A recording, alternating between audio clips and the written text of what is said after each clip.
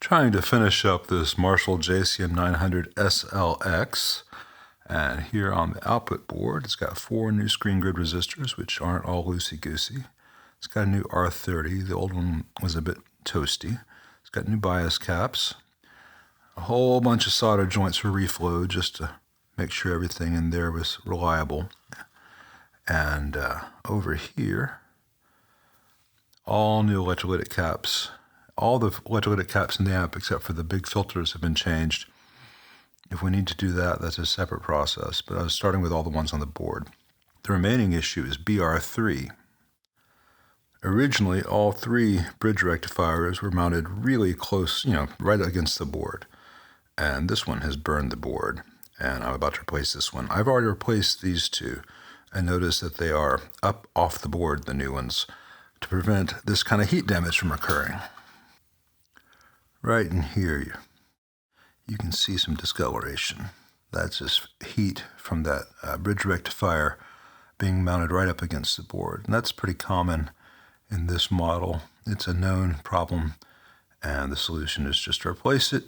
I've got a new 2 amp version. I'm going to mount it up off the board, and I'm going to go through and give a few little things like this a little more solder. That doesn't look that great. Well, the heat damage, once the solder is removed, was worse than I'd feared. All 4 of those pads are a little bit loose, and the traces they're connected to, the conformal coating over them has been very darkened. Sometimes I'll mount a chassis-mounted bridge rectifier in this case and run wires to where they need to go. I'm going to try to expose some fresh copper on those traces and see what I can do. If that doesn't work, then we'll go to the chassis mounted. I hate when stuff like this happens with amps because there's just no need for it, and there are a lot of JCM900s that have this kind of issue where they just use the pick and place. If you have a bridge rectifier that's generating this much heat with this much current, and this stuff is all known or knowable to engineers, you say, okay, number 1, I need some airflow. Number 2, I need to make sure there's good mechanical support. Number 3, I need to use kind of large pads, through-hole plated preferably. And Marshall did none of those, and this kind of thing just happens again and again. So let me see what I can do to undo some creepy accountant's decision back in 1990-something. All right, so I scraped copper to expose fresh trace and bent the leads and soldered it all together. And when I press firmly but not crazy hard on the other side, there's no flex in the board or the pads. I think this ought to do. I'm going to reinforce it here with a little bit of silicone underneath this. The silicone won't affect the cooling properties, and that'll just reinforce it. If this doesn't hold up, then I'll order a 4 or 6 amp chassis mount bridge and bolt it to the chassis and run 4 wires to where they need to be. Do it that way. But I think this ought to do the job. Sometimes we do what works rather than what we prefer to do. One other very important thing to do before I button this up, all the pots are soldered to the PCB, and the nut on the front panel is not tight, and that will cause the solder joints to break. So I'm tightening them all up. Let me do the ones here where the camera's not in the way. Anyway, I'm going to do the rest of them before I button it all up. All right, it's enough back together that I should be able to get sound. It's not so all the way back together that I can't take it apart again if there's something else wrong, like these screws aren't here and the IEC screws aren't in place. The knobs aren't in place. That might cause some scratchiness. We'll see. Let's power it on with the current limiter. Give it just a few. Take it out of standby.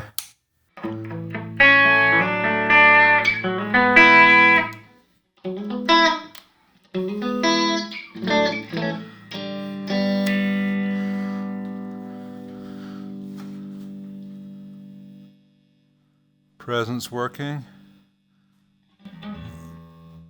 Bass working. Mid's working. Treble working with just a little bit of a thing.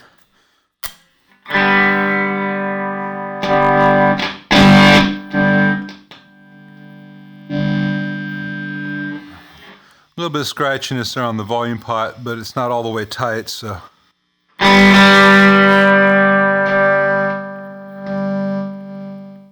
It's really bright, which I expect with these. And one of these preamp tubes is pretty microphonic. It's probably V1, but it's a hell of a lot better than it was.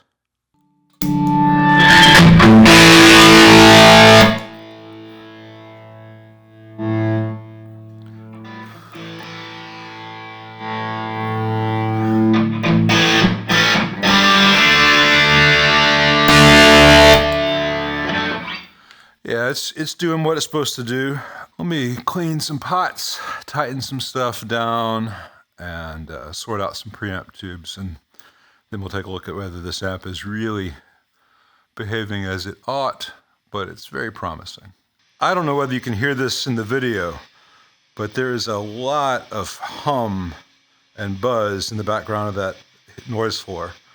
I've changed all the preamp tubes out, it's not that. And I've got these two all the way up. If I turn the master over a certain point, it starts to oscillate. If I turn it beyond that, it'll oscillate a lot and we'll all go deaf. At least I will. I'm not listening at computer or phone levels right now. So I do suspect it needs the other two filter caps changed, the big LCRs. That's just a pretty classic symptom that there's not any real decoupling happening. And it's not affected by shielding the enclosure. You know, I've put metal here, and it's not being all the way tight or anything. It's just a problem. So time to call the owner.